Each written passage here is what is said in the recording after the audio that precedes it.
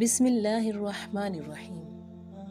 حضرت ابو ہریرہ رضی اللہ تعالیٰ عنہ روایت کرتے ہیں، اللہ کی قسم میری بھوک کا یہ حال ہوتا کہ میں اپنا کلیجہ زمین پر ٹیک کر لیٹ جایا کرتا اور کبھی پیٹ پر پتھر باندھ لیتا۔ ایک دفعہ راستے میں بیٹھ گیا، وہاں پر حضرت ابو بکر صدیق رضی اللہ تعالیٰ عنہ کا گزر ہوا۔ میں نے انہیں قرآن کی ایک آیت کے بارے میں سوال کیا۔ اس سے میرا مقصد یہ تھا کہ وہ مجھے اپنے ساتھ لے چلیں، مگر انہوں نے کوئی جواب نہ دیا۔ اس کے بعد وہاں سے حضرت عمر فاروق رضی اللہ تعالیٰ عنہ گزرے۔ میں نے ان سے بھی ایک آیت کے بارے میں پوچھا۔ ان سے سوال کرنے کا مقصد بھی ان کے ساتھ جانے کا تھا، مگر انہوں نے بھی مجھے اپنے ساتھ لے جانے کا ارادہ ظاہر نہ کیا۔ اس کے بعد وہاں نبی کریم صلی اللہ علیہ وسلم کا گزر ہوا۔ آپ صلی اللہ علیہ وسلم نے میرا چہرہ دیکھ کر میرے دل کا حال معلوم کر لیا اور فرمایا، اے ابو ہریرہ۔ میں نے کہا، لبیک یا رسول اللہ صلی اللہ علیہ وسلم۔ آپ صلی اللہ علیہ وسلم نے فرمایا، میرے ساتھ چلو۔ نبی کریم صلی اللہ علیہ وسلم ایک گھر میں داخل ہوئے اور مجھے بھی اندر آنے کی اجازت مل گئی۔ میں نے وہاں دودھ کا ایک پیالہ دیکھا۔ آپ صلی اللہ علیہ وسلم نے گھر والوں سے پوچھا، یہ دودھ تمہارے پاس کہاں سے آیا؟ انہوں نے بتایا کہ فلاں گھر والوں نے یہ ہدیہ بھیجا ہے۔ آپ صلی اللہ علیہ وسلم نے فرمایا، اے ابو ہریرہ۔ میں نے کہا، لبیک یا رسول اللہ صلی اللہ علیہ وسلم۔ آپ صلی اللہ علیہ وسلم نے فرمایا کہ اہل صفا کو بلواؤ۔ حضرت محمد صلی اللہ علیہ وسلم کے کہنے پر حضرت ابو ہریرہ رضی اللہ تعالیٰ عنہ کہتے ہیں کہ اہل صفا سب کے مہمان تھے، ان کا کوئی گھر نہ تھا اور نہ وہ مالدار تھے۔ نبی کریم صلی اللہ علیہ وسلم کے پاس جب کوئی ہدیہ آتا تو آپ صلی اللہ علیہ وسلم اس میں سے کچھ لے لیتے اور جو باقی بچتا وہ ان حضرات کے پاس بھیج دیتے تھے۔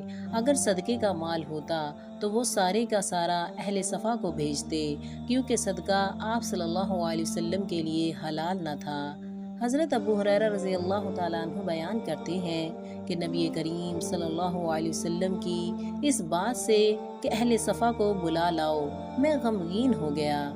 مجھے تو یہ امید تھی کہ اس دودھ سے چند گھونٹ مجھے بھی مل جائیں گے اور میری بھوک کچھ کم ہو جائے گی۔ میں نے خیال کیا کہ میرے بلانے پر جب وہ سارے لوگ آ جائیں گے تو میں ان کو دودھ پلاؤں گا، خود میرے لیے کچھ نہ بچے گا۔ لیکن اللہ کے رسول صلی اللہ علیہ وسلم کے فرمان کی تعمیل ضروری تھی، چنانچہ میں جا کر اہل صفا کو بلا لایا اور وہ آئے اور اجازت لے کر بیٹھ گئے۔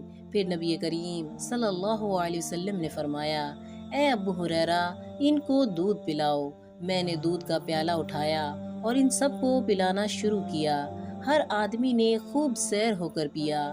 جب میں ان سب کو پلا کر فارغ ہوا تو وہ پیالہ میں نے نبی کریم صلی اللہ علیہ وسلم کو پیش کر دیا اور اس پیالے میں ابھی کچھ دودھ باقی تھا۔